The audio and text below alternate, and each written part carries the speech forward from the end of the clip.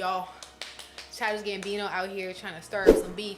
I don't know if he up to something. Maybe he got a new project coming out. I can only speculate. You know, I get excited when people start doing stuff that's normally not in the character. You know, but let's get into it. He did an interview with Complex called Goat Talk, and he decided to discuss a couple things, especially touch on the subject of his show Atlanta versus the show Dave, Lil Dicky show, and he also does a lie detector test. So, do you think you're more talented than this person? Yeah. Yeah, you know, this is gonna start beef, but I actually like him. I think he's a really nice guy. But I'm just conceited. Let's talk about that. Now, as you guys know, a lot of people like to compare Childish Gambino and Lil Dicky, saying that their styles are similar, they have the same audience and or fan base, and they like to say that their shows are similar, which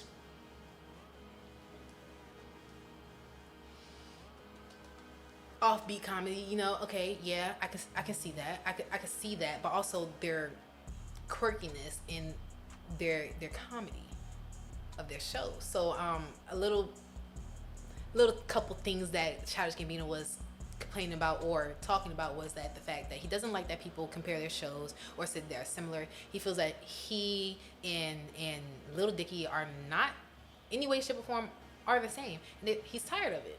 He even goes on to say on the lie detector, when he was asked, hey, do you think that you are a better artist than Lil Dicky? He goes on to say, this may start beef or controversy, but I have to say it. I may be a little conceited, but I think I am better than Dicky. Do you guys think this is true? I can side with him on that. Childish Gambino songs have been on movie soundtracks, been trending. He's been consistent with the shows. If not the shows, he's working on music. If not music, he's working on comedy sketches. He's always moving about, staying consistent, staying in the public eye. Whereas Lil Dicky, he took a little hiatus. He's recently done an interview saying he's coming back to the music and songwriting because he had artist block, like a writer's block type of thing. He was really doubting his music at the time and place in the headspace that he was in, and right now he's really back into his writer bag. So you guys think that this is a moment, opportunity for them to, you know, start like a little creative beef, fake beef, or do you think this is gonna be like a real beef and they go head to head, toe to toe, and have their clashing and go have diss tracks? Do you think this is one of those things? Do you think like Childish Gambino's right to feel how you feel, that he's tired of the comparisons and being compared to someone that doesn't even, you know, come close to what he's done? Let me know what you guys think.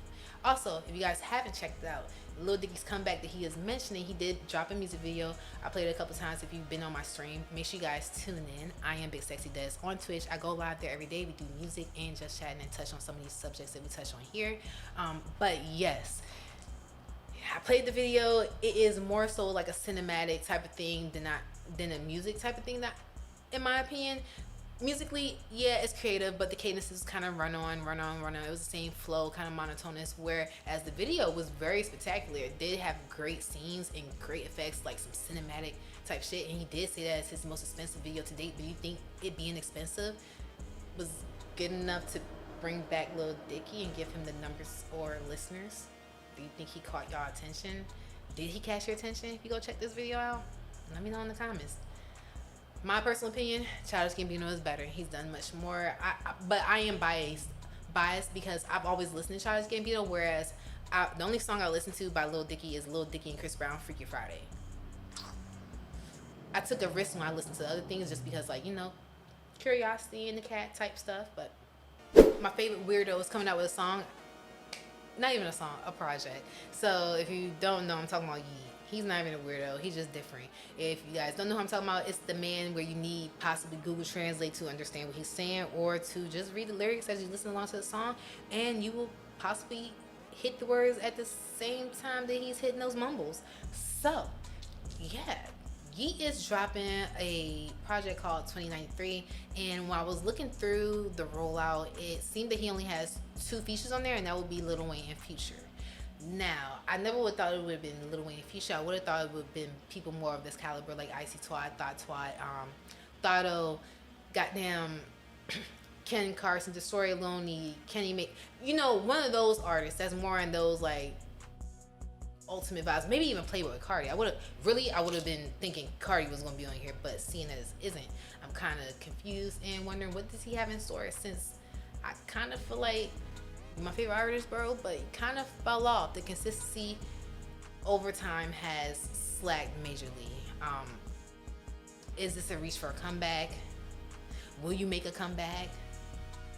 You guys think this project would do well? Honestly, I feel like it's 50-50, depending on his fan base, but also so many people that came out and took over his style and adapted it and made it their own. It's kind of like, I hope you got something new on here. I hope you're cooking with something hot.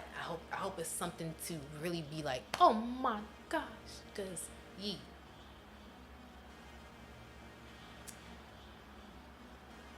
Fell off, bud. But let me know what you guys think in the comments. Did he fall off? Do you think this is reach for a comeback? Do you think a Lil Wayne and Yeat feature, or a Yeat and Future feature will go crazy? Will it hit the charts and go crazy? Like, let me know. You know, yesterday was Valentine's Day. All the celebrities had to, you know, post their little pictures, their little love stuff and whatnot. And couple people that made it to the block list. Let's start it off with King Yella. Let's talk about him. Now, King Yella, boy, you did it. So I'm on Instagram, minding my business, scroll, and why the hell do I see King Yella with a Valentine's Day chocolate box heart held right here to protect his manhood, holding some roses and nothing but his tatted skin, socks, in socks, with balloons, candles, and rose petals, trying to be romantical. Sir, you're canceled. Blocked him off my timeline, right? I didn't want to see that. I was disgusted. You need a waist trainer on. You shouldn't have been out there like that. Why was you out there like that? Why was you doing that? As a big grown man at your big body, back, age, why did you do that? But he did it. Whatever. Moving on. When I woke up this morning, I was like, let me unblock him. Let me put the search tags back on where his shit would show up again. And I seen that he had dropped a music video, right? And it was called Heartbroken. And it had his girlfriend featured as the main lady in the music video. And then I noticed that in the background of the music video, it was the same background that he took the photo with him, the Valentine's Day chocolates. That leads me to believe maybe it was a little bit of promo for that new song. By the way, that song is fucking ass, but some of you may like it. Maybe not. Let me know what you think about the song in the comments. So, Bossman Dlo, yeah. If you guys haven't checked out my last 2 videos, go check them out. And make sure you leave a like in the comment. If you haven't already, subscribe. But we're gonna talk about Bossman Dlo versus Tia Kemp. Add on a little flavor. Basically, we're gonna revise that. It's Bossman Dlo, Rick Ross versus Tia Kemp. Let's get into it. So you guys know Tia Kemp and her baby daddy Rick Ross always going at it. Recently, Rick Ross decided to block Tia Kemp, but her main account and her fake account on Instagram, and she ain't like that too much. Now, while she was blocked, she had to find out through the grapevine on Clubhouse that Bossman Dlo and Rick Ross are going to be doing a remix to Beginning With Me. Now, honestly, I feel like that would be a hard song. That would be a dope collaboration, but seeing that Tia and Ross don't get along, and Tia is the one that put Bossman Dlo on the map when she went viral for a dance to his video, Fitful, Ihibashi, and all those viral memes. It's kind of